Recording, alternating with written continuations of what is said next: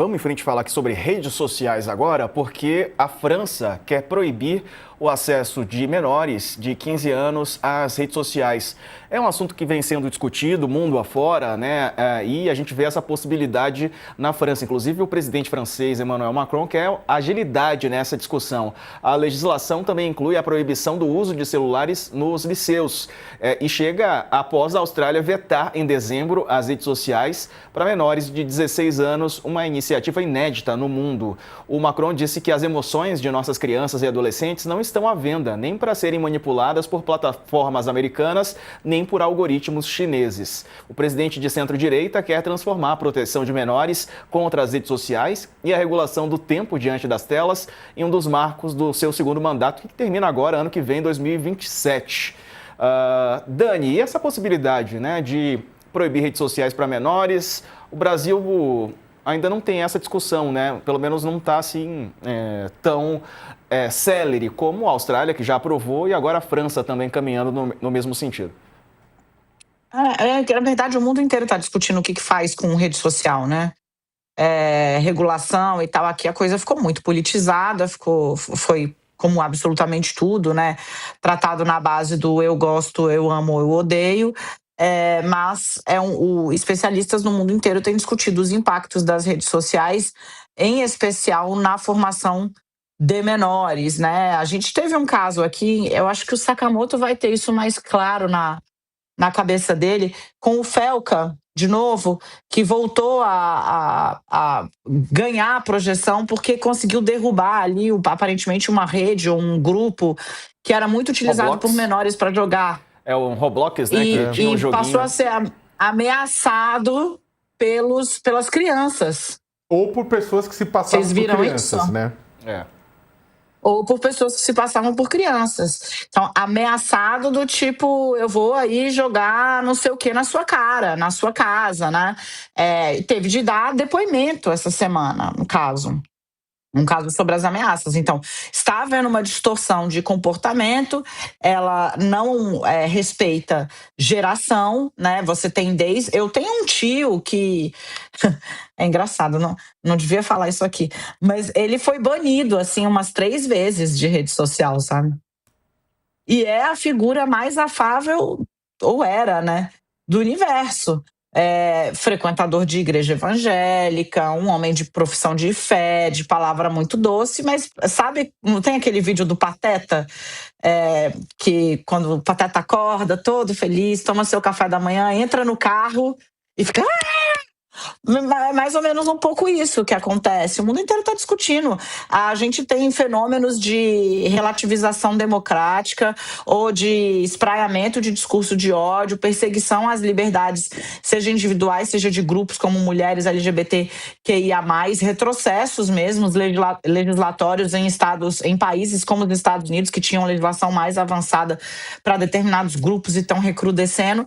E o único fator em comum na humanidade inteira, né, para marcar esse tempo desafiante, é o uso da rede social, o algoritmo, a forma como ele funciona e como ele vai encastelando pessoas, apregoando-as, aferrando-as cada vez mais às suas próprias posições, né? E lá na França se está tentando começar a preservar o direito dos menores. Aqui no Brasil, uma rede, por exemplo, o Discord, se recusou a cumprir ordem judicial de passar os IPs, os registros, os dados de usuários que estavam combinando massacres em escolas. E isso foi tratado por uma parcela da população como um grande atentado à liberdade de expressão. Então, vamos acompanhar. A Europa está evoluindo, a Alemanha também já comprou uma grande briga com as Big Techs, Nova Zelândia, Austrália. Agora vamos ver se a França, se Emmanuel Macron, também ele, muito pressionado por esse fenômeno lá, consegue fazer algum tipo de regra, né? É o único, tal da autorregulação, né, Sakamoto? Só que não. Sakamoto. Não, talvez seja um dos maiores desafios, né, colocados na mesa. A gente fala muito do governo Trump, da ameaça trazida pelo governo Trump à democracia global, só que a gente não faz a discussão como deveria, ou pelo menos não na intensidade que deveria, a respeito do que as plataformas, do risco para a democracia trazido por bilionários que detêm plataformas. Plataformas podem ser muito legais para entretenimento, para troca de informação, para muita coisa, mas também trazem muitos riscos, né? Do seu algoritmo que reforça bolhas, ou do seu algoritmo pouco transparente que pode reforçar determinados conteúdos em detrimento a outros, o que numa eleição é terrível, você escolher A em detrimento de B, atacar A em detrimento de B, circular mais informação positiva de A em detrimento de B, isso sem contar do risco para as nossas crianças, riscos para populações vulneráveis, trazidas pelo fato de que conteúdo circula sem nenhum critério nas redes. Isto é censura? Não, isso é regulação. Você tem na mídia tradicional, você pode ter e deve ter na mídia. Quem normalmente reclama que é censura é quem quer se aproveitar da terra de ninguém para poder impor a sua vontade, né? E é claro que nenhuma plataforma deveria poder agir longe das leis, né, de cada país, né? Mas tem países com legislação mais severa do que outra. Então vamos pegar, por exemplo, legislação... mas os Estados Unidos... É uma coisa muito louca, as pessoas ficam falando, pegando a legislação norte-americana de liberdade de expressão, que é claramente e mais permissiva, e fala, elas devem ser um exemplo para o mundo. Trump fala que elas devem ser um exemplo para o mundo. Agora, ninguém fala que o SUS brasileiro devia ser um exemplo para os Estados Unidos. Então vamos lá, também vamos criar problemas nos Estados Unidos, vamos bloquear comércio, tudo, vamos xingar os Estados Unidos porque ele não adota um sistema único de saúde ou uma educação pública decente, né, para ensino superior, por exemplo. Então o que acontece? Se você vai pegar como cada país lida com os problemas, né, e vamos discutir todo mundo coletivamente os melhores exemplos de que cada país faz e tentar melhorar de forma global, ótimo, para isso existem Nações Unidas.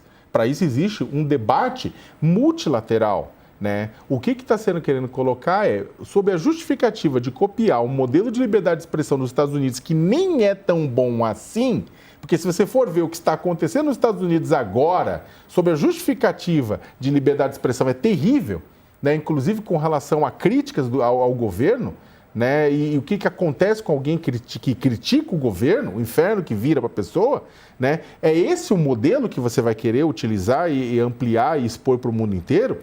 Isso sem contar que a proximidade de Trump com os donos dessas plataformas também estão colocando em xeque a democracia como a gente conhece nos Estados Unidos e no mundo. Então, mais do que nunca, o mundo precisa se reunir e fazer o quê? Olha, vamos regular estas coisas. Vamos regular plataformas, vamos regular inteligência artificial, vamos garantir, não é o que vamos garantir legislar o que é verdade e o que não é. Ninguém está falando de definição de mentira e verdade na legislação. Sou contra isso. O que a gente está falando é manipulação do debate digital. Isso aí passou da hora da gente se unir globalmente. E aí o problema, Diego, é o seguinte, se unir, você tem hoje Canadá, Austrália, União Europeia, Brasil puxando essa conversa. E tomando porrada do governo Trump, que não tem interesse algum, uma vez que está ao lado das Big Techs. Vai ser briga doida que só se resolve com multilateralismo. Vamos acompanhar, né? Porque é uma discussão importante, todos deveríamos estar envolvidos nela, né? Quem não tem filhos, tem sobrinhos, tem parentes, enfim. A gente precisa falar sobre esse assunto.